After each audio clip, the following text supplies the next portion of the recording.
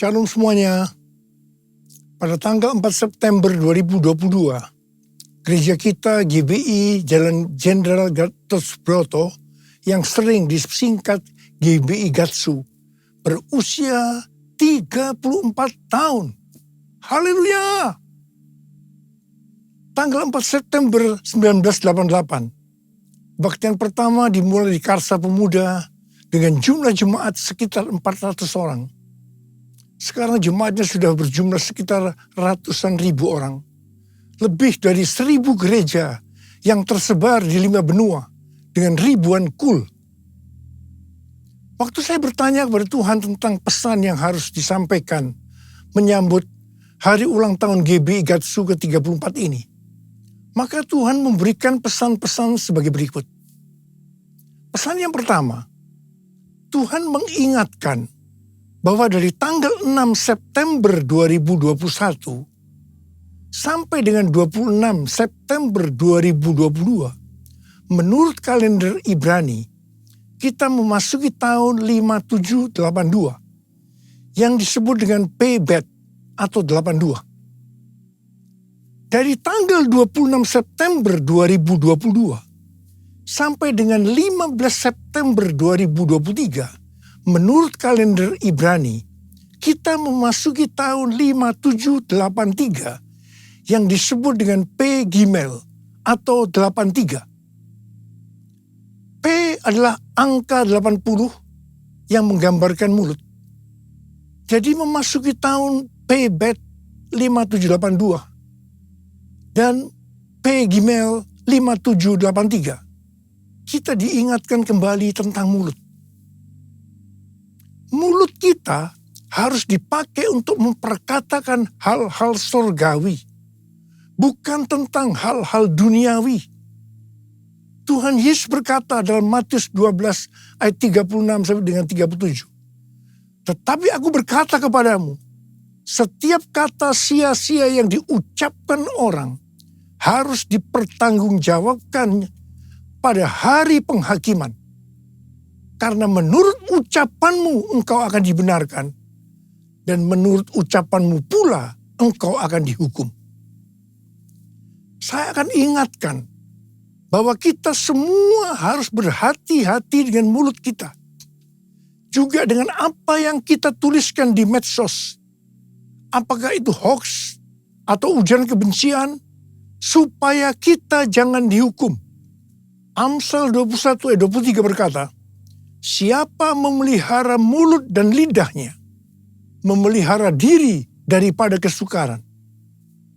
Memasuki tahun 5783, kita diingatkan bahwa peranan mulut kita untuk mendeklarasikan firman Tuhan dan bernubuat. Mulut kita harus penuh dengan ucapan syukur dan perkataan yang saling membangun. Kita harus berkata jujur, bukan kebohongan.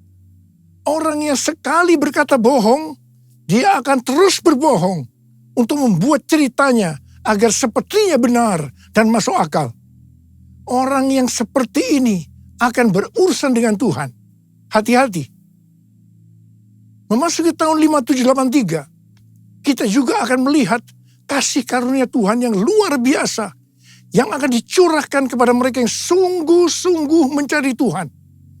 Berkat dan upah akan dilepaskan bagi mereka yang hidupnya intim dengan Tuhan.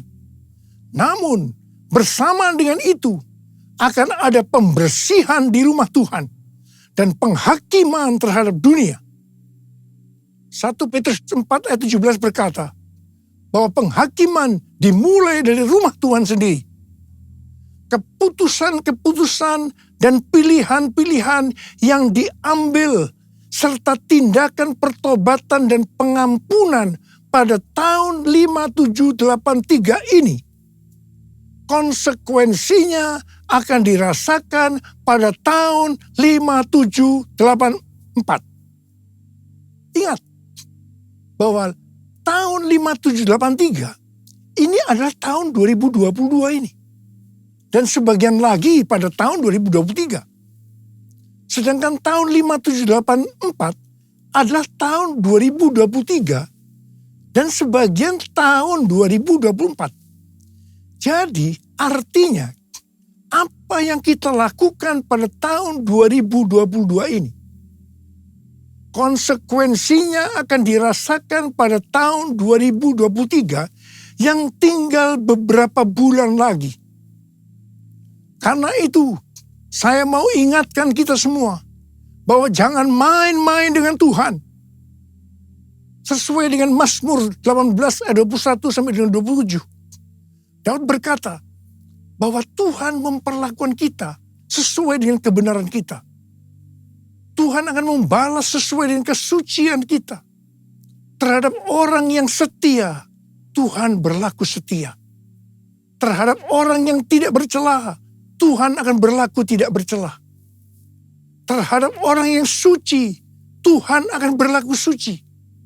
Tetapi terhadap orang yang bengkok, Tuhan akan berlaku belat-belit. Saya berpesan dengan sungguh-sungguh, agar jangan sampai kita dibelat-beliti Tuhan.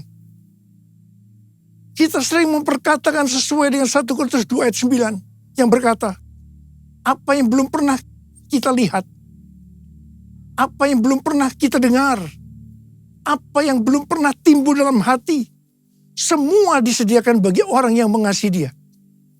Tetapi jangan lupa, firman Tuhan di dalam Ibrani 10 ayat 30-31 yang berkata, sebab kita mengenal Dia yang berkata, pembalasan adalah hakku. Akulah yang akan menuntut pembalasan. Dan lagi, Tuhan akan menghakimi umatnya. Ngeri benar kalau sampai jatuh ke dalam tangan Allah yang hidup. Dan ini juga akan terjadi kepada orang-orang yang bengkok, yang dibelat-beliti Tuhan. Sesuatu yang mengerikan akan terjadi dan dialami.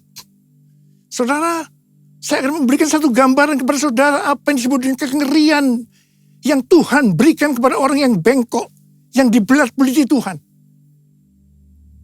Orang itu akan mengalami apa yang belum pernah dia pikirkan, belum pernah dia lihat, belum pernah timbul dalam hati. Dia akan mengalami kengerian seperti itu. Sekali lagi, saya mau katakan kepada saudara, jangan main-main dengan Tuhan. Hari-hari ini, api pemurnian Tuhan sedang turun. Kau saja yang suci, Kau saja yang layak, Kau layak terima glory. Yesus Kau Tuhan, Kau saja yang suci, Kau saja yang layak, Kau layak terima glory. Hanya Kau Tuhan.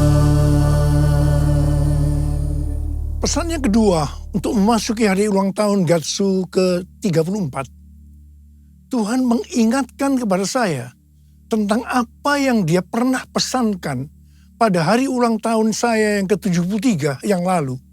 Di Markus 4 ayat 29 yang berkata, sebab musim menuai sudah tiba. Sebab musim menuai sudah tiba. Memasuki musim menuai ini, Tuhan memberikan pesan dari Lukas 12 ayat 1 sampai dengan 5. Di mana perikopnya berkata bahwa ini merupakan pelajaran khusus bagi murid-muridnya. Yaitu saudara dan saya yang menjadi murid-muridnya. Lukas 12 ayat 1 sampai dengan 5 berkata, sementara itu beribu-ribu orang banyak telah berkerumun, sehingga mereka berdesak-desakan. Lalu Yesus mulai mengajar, pertama-tama kepada murid-muridnya, katanya, waspadalah terhadap ragi, yaitu kemunafikan orang Farisi. Tidak ada sesuatu pun yang tertutup, yang tidak akan dibuka, dan tidak ada sesuatu pun yang tersembunyi, yang tidak akan diketahui. Karena itu apa yang kamu katakan dalam gelap akan kedengaran dalam terang. Dan apa yang kamu bisikkan ke telinga di dalam kamar akan diberitakan dari atas atap rumah. Aku berkata kepadamu, hai sahabat-sahabatku, janganlah kamu takut terhadap mereka yang dapat membunuh tubuh dan kemudian tidak dapat berbuat apa-apa lagi. Aku akan menunjukkan kepada kamu siapakah yang harus kamu takuti. Takutilah dia yang setelah membunuh mempunyai kuasa untuk melemparkan orang ke dalam neraka. Sesungguhnya aku berkata kepadamu, takutilah dia. Di sini Tuhan mengingatkan kita sebagai murid-muridnya. Yang pertama, jangan berlaku munafik. Jangan berlaku munafik. Jadilah orang yang berintegritas. Dan yang kedua, segala kemunafikan akan dibuka oleh Tuhan. Tidak ada sesuatu pun yang tertutup yang tidak akan dibuka.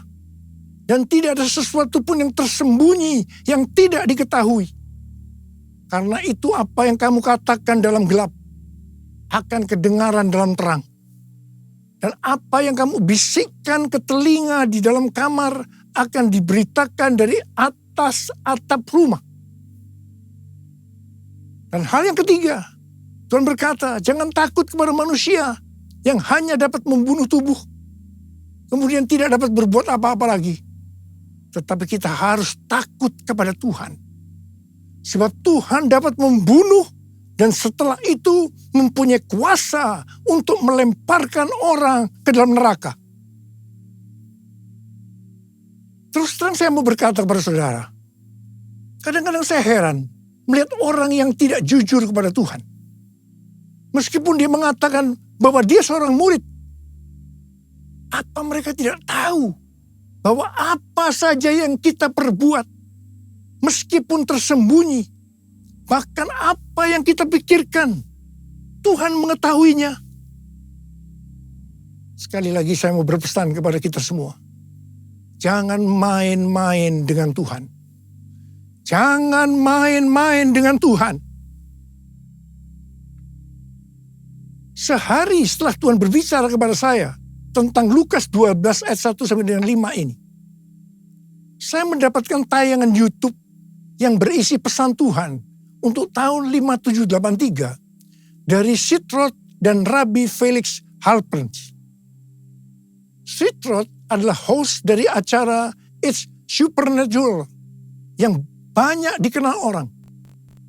Sedangkan Rabbi Felix Halpern adalah seorang nabi Yahudi Mesianik yang akurat, yang pernah dinyatakan meninggal secara medis, pernah melihat sorga dan hidup kembali. Dalam wawancaranya dengan Sitroth, Rabbi Halpern membagikan penglihatannya tentang tahun 5783. Dia melihat selubung-selubung akan dirobek. Sang singa akan merobek-robek selubung untuk menyingkapkan apa yang tersembunyi. Ini adalah tahun untuk memilih. Maka kuasa Allah akan menyingkapkan apa yang dilakukan oleh pemerintah-pemerintah di udara, yaitu kuasa-kuasa kegelapan. Tuhan berkata, umatku akan melihat ilah-ilah di balik aborsi, ilah-ilah di balik LGBT, ilah-ilah di balik struktur politik, dan ilah-ilah di balik perdagangan. Tahun 5783 adalah tahun di mana umatku menjadi lebih tajam memahami dan terbuka untuk melahirkan hal-hal baru.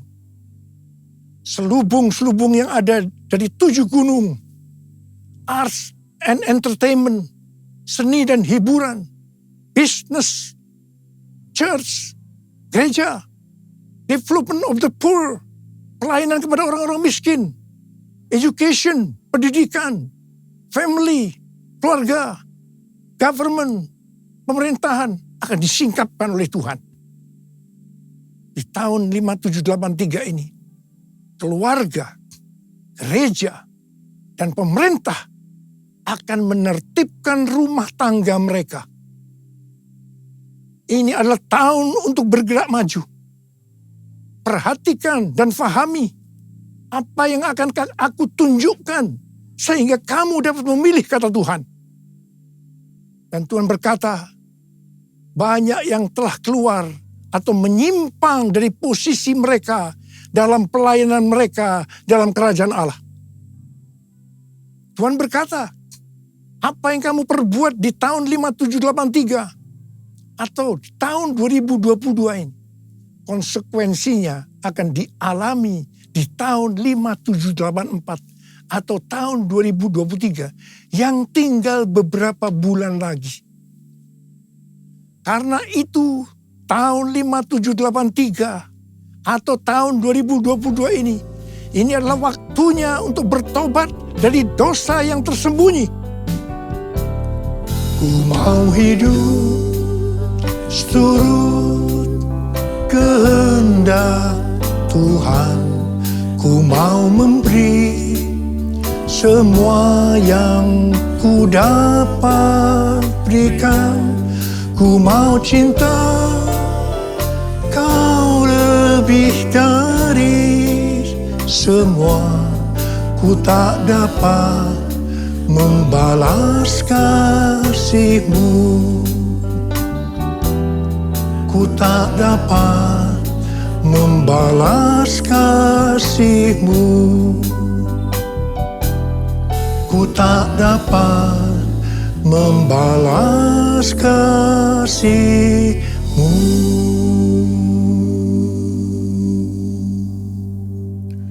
Saya sangat surprise dengan penglihatan dari Rabbi Felix Halper ini. Sebab hal ini sesuai dengan apa yang Tuhan berikan kepada Tim Hill, Ketua Umum Church of God, pada waktu khotbah pembukaan di sidang sinode Church of God di San Antonio bulan Juli 2022 yang lalu. Khotbah dari Tim Hill ini sudah saya sampaikan pada bulan Agustus 2022, yaitu tentang ular beludak yang karena panasnya api yang besar keluar menyatakan dirinya dan menggigit tangan Rasul Paulus dengan maksud supaya Rasul Paulus mati. Tetapi ternyata hasilnya berbeda. Rasul Paulusnya tetap hidup dan malah dianggap dewa. Setelah peristiwa itu terjadi kebangunan rohani yang luar biasa di Pulau Malta itu. Dan sebaliknya, ularnya mati dalam api yang besar itu. Hal ini berbicara tentang api Roh Kudus dari Pentakosta ketiga yang dahsyat sedang turun. Dan membuat pekerjaan dari si ular, si iblis ditelanjangi, selubung-selubung dibuka. Dan iblis masih mencoba untuk menghancurkan gereja. Tetapi puji Tuhan, karena gereja yang berkarakter Kristus, yang digambarkan seperti Rasul Paulus, justru akan hidup dan dipakai untuk terjadinya kebangunan rohani yang besar. Haleluya! Pesan Tuhan kepada kita memasuki tahun 5783 agar kita hidup kudus. Ibrani 12 ayat 14 berkata, sebab tanpa kekudusan tidak seorang pun akan melihat Tuhan. Perintah ini diikuti dengan peringatan dalam ayat 16-nya yang berbunyi, janganlah ada orang yang menjadi cabul atau yang mempunyai nafsu yang rendah seperti Esau. Kata cabul di sini adalah tindakan amoral. Janganlah ada orang yang menjadi amoral. Nabi Yesaya dalam Yesaya 6 ayat 5 berkata, lalu kataku, celakalah aku binasa, sebab aku ini seorang yang najis bibir, dan aku tinggal di tengah-tengah bangsa yang najis bibir. Namun mataku telah melihat Sang Raja, yakni Tuhan semesta alam. Ketika melihat Allah, di hadapan kekudusan Allah, Nabi Yesaya langsung menyadari bahwa ia najis. Khususnya dalam hal mulut. Mungkin selama ini mulutnya dipakai untuk memperkatakan hal-hal yang tidak berkenan kepada Tuhan. Berbohong dianggap hal yang biasa. Apa yang dilakukan oleh Nabi Yesaya? dia bertobat dan minta ampun. Setelah Nabi Yesaya bertobat dan minta ampun, maka serafim mengambil bara api yang diambil dari atas mezbah dan menyentuhkannya ke bibir Yesaya, sehingga kesalahannya dihapus dan dosanya diampuni. Setelah itu, Nabi Yesaya dipakai Tuhan secara luar biasa. Kalau ada di antara kita, apalagi seorang hamba Tuhan, yang sedang berhadapan dengan api Tuhan yang turun, sedang berhadapan dengan kekudusan Tuhan, tetapi tidak merasakan dosa yang dilakukannya, dan dengan bermacam-macam alasan membenarkan dirinya, sehingga tidak bertobat dan minta ampun. Saya mau katakan, Anda harus hati-hati. Ingat, bagi orang yang bengkok, Tuhan akan berlaku belat-belit.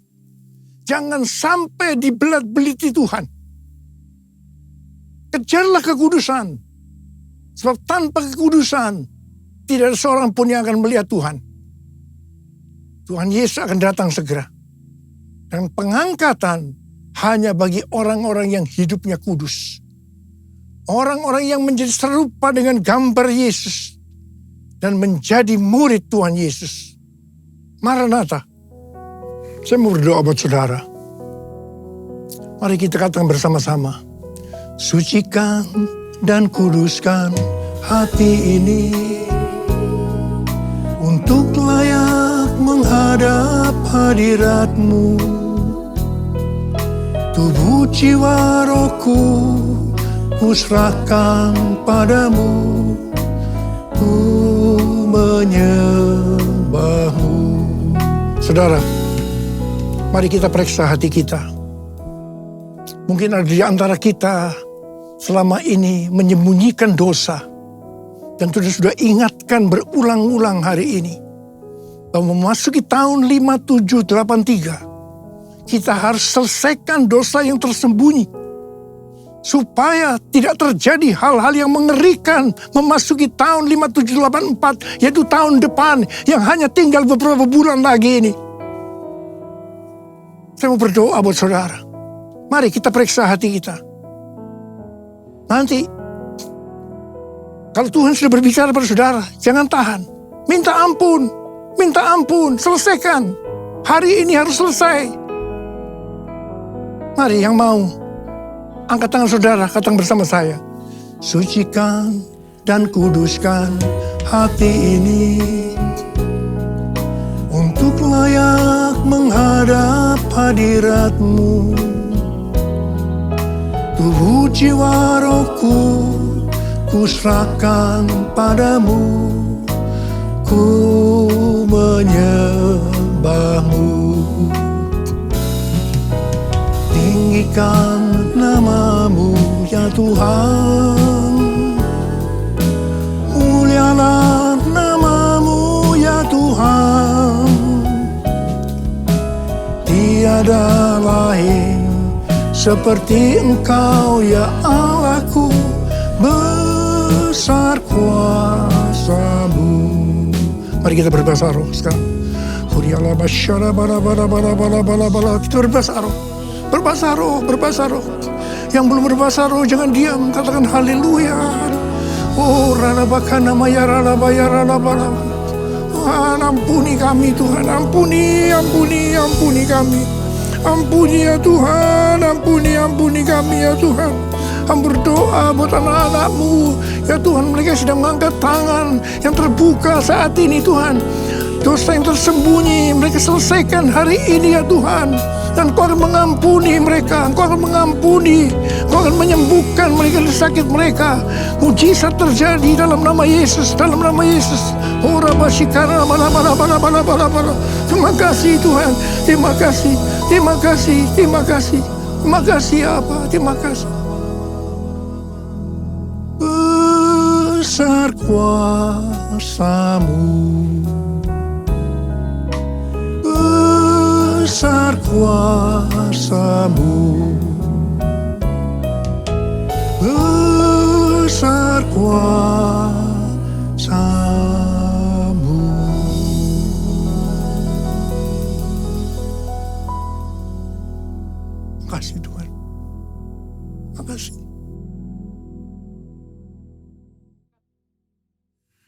Mari saudara-saudara, kita akan masuk dalam perjamuan kudus. Kita akan mengingat ayat ini. Sebab setiap kali kamu makan roti ini dan minum cawan ini, kamu memberitakan kematian Tuhan sampai Ia datang. Perjamuan kudus adalah perjamuan Tuhan Yesus sendiri. Setiap kali kita masuk dalam perjamuan kudus, Tuhan Yesus selalu berkata, biarlah ini menjadi peringatan akan daku. Biarlah ini menjadi peringatan akan daku. Karena itu, mari kita tundukkan kepala. Arahkan hati kita kepada kebaikan Tuhan. Mengingat kebaikan Tuhan. Supaya kita lebih mengasihi Tuhan Yesus. Kita lebih mengasihi satu dengan yang lain. Bapa, siapakah kami sebelum kami mengenal Engkau? Kami semua orang berdosa. Upah dosa adalah maut, mati. Tapi Engkau yang tidak berdosa telah dijadikan dosa oleh karena kami. Engkau harus turun dari surga mulia, mati ganti kami dengan penderitaan yang luar biasa. Sungguh kalau kami pikirkan betapa baiknya Engkau ya Tuhan. Engkau jadikan kami sebagai anak-anak-Mu. Engkau tuntun, Engkau bela, Engkau lindungi. Engkau sembuhkan kami, Engkau ajari kami, Engkau tegur kalau kami salah. Kalau kami salah juga dihajar oleh Tuhan. Itu Engkau ya Aba. Itu Engkau. Tuhan, terima kasih. Tuhan akan memberkati kita semua melalui perjamuan kudus. Tapi Tuhan mau kita makan dan minum dengan cara yang benar. Mari, sekali lagi, dalam perjamuan kudus ini, buka hati kita. Terbuka di hadapan Tuhan. Biarlah Dia berbicara. Kalau Dia mengingatkan dosa-dosa yang tersembunyi, yang selama ini kita sembunyikan. Ayo sekali lagi, kita minta ampun. Kita minta ampun. Ampuni saya Tuhan, ampuni Tuhan, ampuni. Ampuni ya Tuhan, ampuni. Kau lihat anak-anak-Mu yang sedang minta ampun kepada-Mu Tuhan. Ampuni kami semua ya Tuhan, ampuni. Makasih Abah. Kami akan masuk dalam perjamuan kudus dengan hati yang penuh ucapan syukur. Dalam nama Yesus. Amin.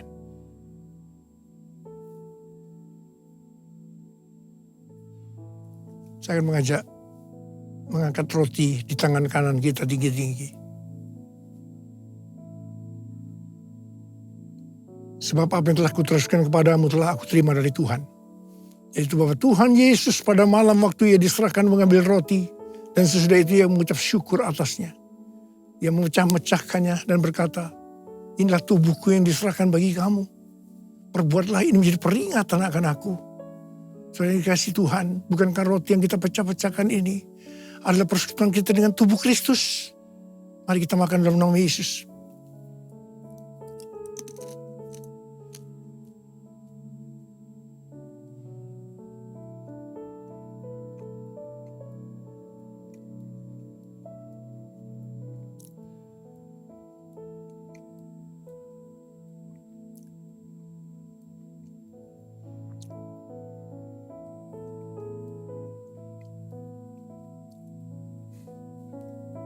Angkat cawan di tangan kanan kita tinggi-tinggi.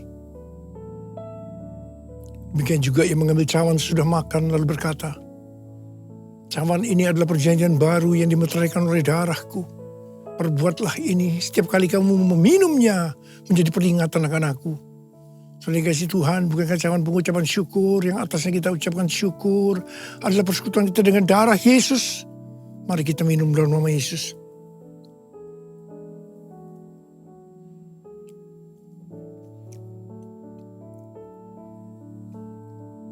Angkat tangan kita di hadapan Tuhan. Ucapkan syukur dan terima kasih dengan suara. Jangan diam. Tuhan terima kasih ya Tuhan. Terima kasih ya Tuhan. Kami bersyukur, kami bersyukur. Kami bersyukur ya Tuhan. Kami bersyukur ya Tuhan. Urarabasyarala barakana matakarab. Oh, bara.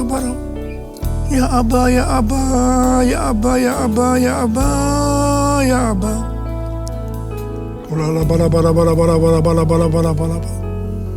Oh, Tuhan terima kasih, Tuhan terima kasih, Tuhan terima kasih. Hamba berdoa buat anak-anakmu. Mereka membutuhkan kesembuhan. Angkat tangan saudara yang membutuhkan kesembuhan. Terima kesembuhan. Terima, sembuh dalam nama Yesus, sembuh dalam nama Yesus, sembuh dalam nama Yesus. Terima mujizat Tuhan, terima. Oh Tuhan terima kasih. Terima kasih. Terima kasih Yesusku. Terima kasih Yesusku. Puji syukur hanya bagi Tuhanku. Terima kasih Yesusku. Terima kasih Yesusku. Puji syukur hanya bagi Tuhanku. Puji syukur hanya bagi Tuhanku. Puji syukur hanya bagi Tuhanku. Saudara, saya mengucapkan selamat ulang tahun buat GBI Gatsu. Ulang tahun yang ke-34. Tuhan Yesus memberkati kita semua. Berlimpah. Katakan amin. Mari angkat tangan saudara. Terimalah berkat Tuhan. Kasih karunia yang berlimpah-limpah daripada Allah Bapa dalam Anak yang tunggal Yesus Kristus. Persekutuan yang manis dengan Roh Kudus menyertai saudara sekalian mulai hari ini. Sampai Tuhan Yesus datang menjemput kita di awan-awan dan bahkan sampai selama-lamanya. Yang percaya bersama-sama katakan amin.